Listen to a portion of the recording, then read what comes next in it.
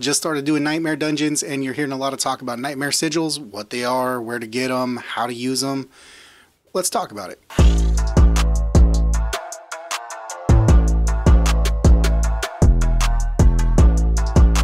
What up, y'all? It's your boy JKG. We are back playing Diablo 4. Today we just want to talk about some nightmare sigils. If you just started doing nightmare dungeons and stuff like that in general, this is going to be kind of like a piggyback to that, if you will. You're going to have nightmare sigils. Let me hop into my bag real quick and we're going to take a real quick look at them. We'll go over what they are, how to craft them, where to use them, and all that kind of fun stuff. So obviously, if you've done a nightmare dungeon already, you know how to use it specifically, but you just come over here to your consumables tab and you're going to have these nightmare sigils right here. At the very top of it, it's going to tell you, this one is for blind burrows specifically. It is tier 21 and it's going to tell you transform this dungeon, blind burrows. You have 4 revives, so you can die 4 times before it will just, if you do happen to be pushing above where you can go and you do die and you do exceed that, it just ends the dungeon. Then you have your dungeon affixes. That first one in the green, that is going to be an affix for yourself. So this one in particular, battle hardened, we would gain 6% damage reduction for every 10% health that we lose, which actually not too bad. And then the other ones that are in the white or gray, those are going to be the dungeon affixes that are going to be affecting the overall the enemies and the NPCs and the environment sometimes. This one here, Blood Blister, is not my favorite because when you do kill an enemy, you get those blood blisters that do explode for a ton of damage. Monster lightning damage, so you're going to take more damage from lightning. Barriers, if you do use a barrier, you're going to get, they're going to gain 30% of life of the barrier, so they're going to have barriers there. And then monster attacks from distance are going to reduce your armor, so those like archers and stuff are going to hit you a little bit tougher, but you can kind of see how it works, right? So the big thing is when you are picking up your sigils and when you're crafting your sigils, and we'll go over that in just a second, you're going to kind of want to go over these dungeon affixes. Obviously, you're going to, when you craft them, you're going to craft based on where you want to go. Let me just, we'll portal back to town here. We're going to portal to Kyovashad. Actually, we'll portal to Saragar. I actually like the location of everything in Saragar a little bit better than Kyovashad. It's a little bit more condensed, less running around. So we're going to portal there. Our portal is going to be right outside the Nightmare Dungeon. I've already used one of my sigils, so we do have that Nightmare Dungeon ready to go. But you can kind of see, just come right up here. And if you don't know what it looks like, it is this icon here, the upside down triangle with the circles on each point. And you're going to come over here to craft sigils. Depending on where you're at, you can craft, tiers 1 through 20 in the sacred, and ancestral is going to be 21 all the way up through tier 100. Currently where I am trying to farm, you're gonna, the consensus is you get an additional XP going for farming levels that are higher than your current level. So if we look at myself down here, if I can move everything out of the way, you can kind of see right over there that my current level is 77. So I would be getting extra XP farming up to level 80. If I start farming at level 81, 82, then that is going to be capped. So it caps out the bonus XP at 3 levels above what you're at. So why is that significant? It's significant so when we go in here and we are crafting our sigils, we are going to want to try to craft the sigils at that level, right? So how do we notify it? How do we notice, what that is? There is a lot of talk, and it's been explained in a couple different videos by Dark Microtransaction, Chosen, I think, has done one, Veiled Shot has done one. Some of my friends have done those. And it's been a little bit more confusing for me. So what I did is I went around and I looked on great location, the Blizzard forums, and somebody posted up a a chart and basically crowdsourced it and everything like that. So here you can kind of see tier 1 is going to be equal to level 54, tier 2 equal to level 55, and so on. So basically for me, I'm going to want to craft something around level 80. So what I'm going to look for is level 80, and we are going to be looking at level 26 sigil would be ideal, right? So anything between like that 26 to 30 range is going to be where we're at. So you go over here, and let me pull this off of the screen now. Actually, just move it over. So, and I'll just cancel this. So we're in the craft sigils spot. So we're looking between 26 and 30 for my personal spot. So we click it, and you can click up to, you can actually craft up to 40 if you have the resources for it. It tells you how much the cost is and everything like that. We're just going to craft one.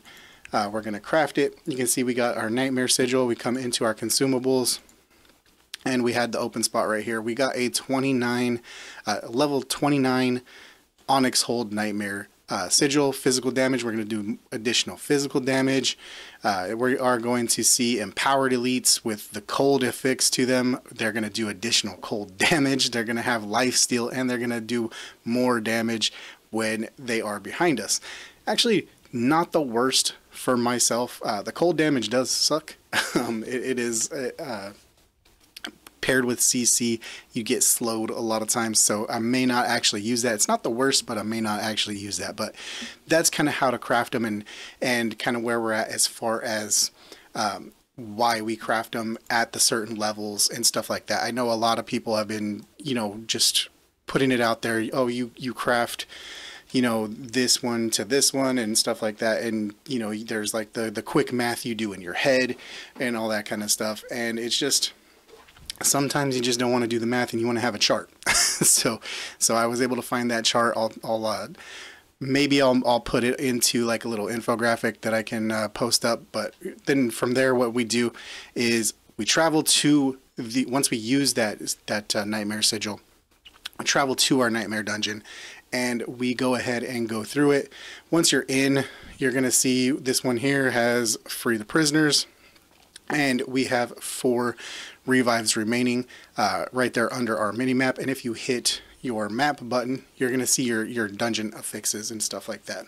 So you're going to see we're going to deal 15% more damage in this one. This one is going to give us blood blisters. This one is going to give us additional shadow damage to the monsters. They are going to be less they are going to take less damage from lightning damage, which I don't do, so that's perfect for me. And then they do have potion breakers, which is going to have a chance to disable my healing potion, which is going to be interesting. So I'm going to go ahead and cruise through this. Maybe we'll speed this portion up, because at this point it's just dungeon clearing. So we'll kind of go through that here. But yeah, I'll see you at the end of the dungeon.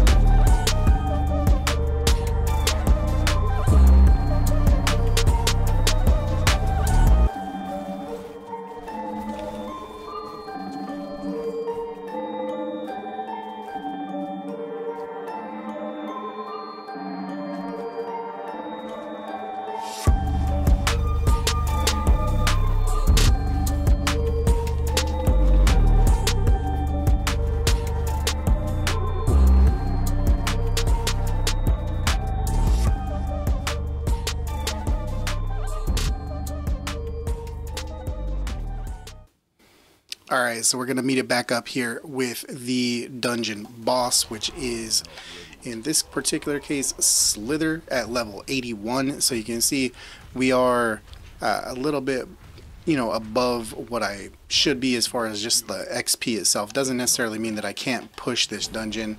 It just means that we are not getting any additional bonus XP because we are going to get bonus XP up to 3 levels over our current level, which for me would stop at level 80.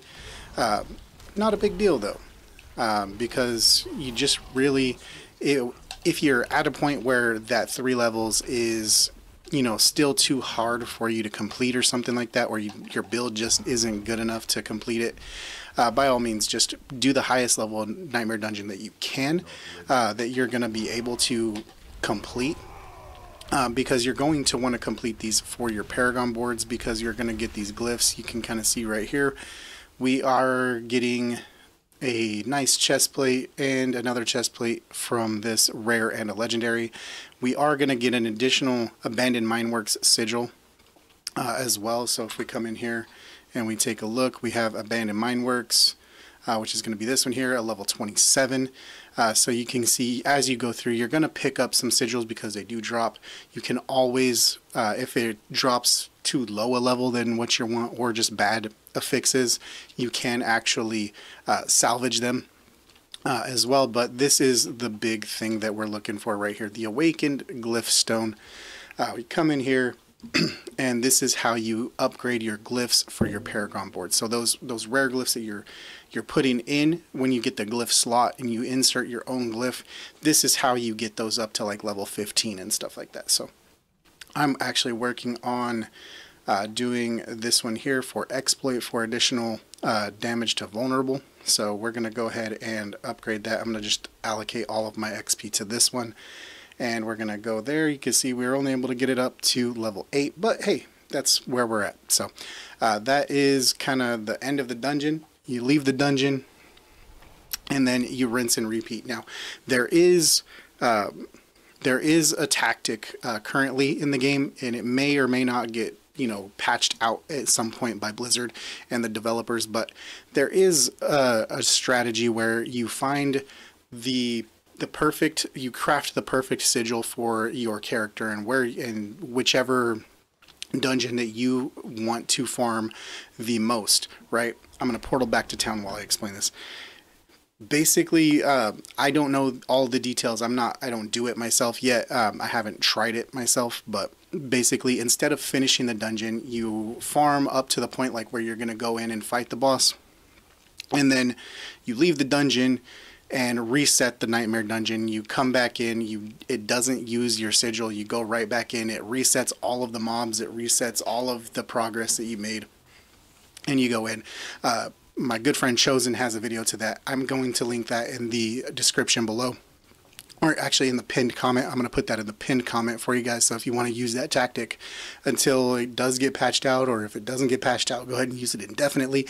But that's a great way to, one, upgrade your glyphs and upgrade all your stuff as you go. Great way to get XP, because you're going to get that bonus XP on top of just going through. So you can use that as a tactic to level up really well. He does go into depth on it. I just haven't tried it myself, so I'm not going to speak on the exact specifics to the tactic yet.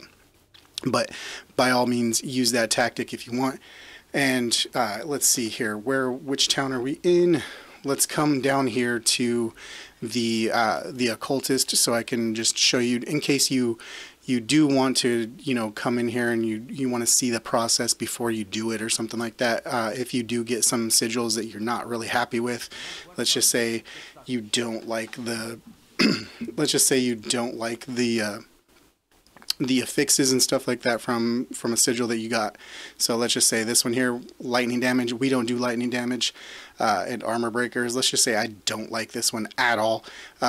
It's not what I want to do. So you can actually come in here and you can salvage it, and boom, you get your dust back, and you're able to go through and you're able to just kind of continue, move along. Let's just say this one here, let me move myself out of the way, just in case I'm blocking any of it. I don't want to block it for you guys at all. So let's just say this one here.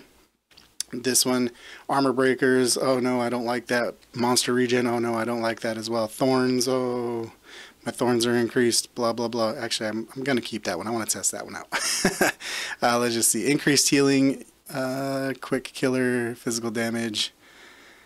Yeah, let's do this one here. Increased healing. I don't care about the increased healing at all. So monsters take less damage from close targets as a melee character. That's really bad for me. So actually this is a good one to use. Tier 29. So, you know, we'll go ahead and do that one. You can see we get our 30 dust back. So we can continue to craft these. You only need, you know, a few. You don't have to craft up, you know, an entire page. Keep them in your, or keep them in your chest, in your stash. If you don't have any and you want to do one and you don't have any materials for doing it, one good way to do it is to come through, do all of these like Tree of Whispers events. I like to call them bounties because that's what they feel like to me. Do these. Come over here, do your Tree of Whispers, because you can get Nightmare Sigils to drop from your Tree of Whispers chest. So that is also another way to kind of go through. And if you don't have any materials to craft any, that is a way where you can actually procure some for yourself. So hope this helps for you guys. If you like this video, definitely hit the like button, hit that subscribe button, and the notification bell so you don't miss when I upload any of these Diablo 4 videos. And I will see you in that next Diablo 4 video. Love you guys. Peace.